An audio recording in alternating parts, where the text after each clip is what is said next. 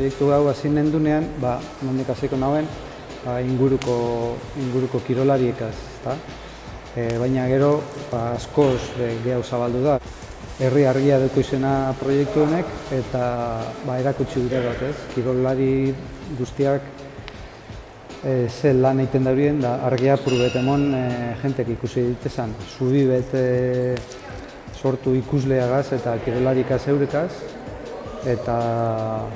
eta gero proiektua bera multzo bat da, ez direz argazki bakarrik.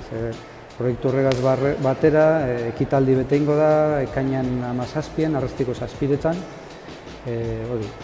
Lotute dago erakusketagaz, amaiera emango dutxo, eta bertakoa izinde gure izan dut mundu horreri argi emon eta dana batzen dauen proiektu bat egin.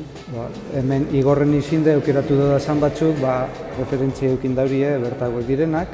Beti guri iziten da argazki gehiago erakustea, baina azken baten aukeratu badirez, zeintzu direzan balioak, ez? Eta jentek topauko duena hemen da ikuspegi apur barri bet, ez? Jentek errekirolak ezetuten dauz, baina kirolariek eurek ikusiko dauz beste begi betegaz, beste argi bategaz.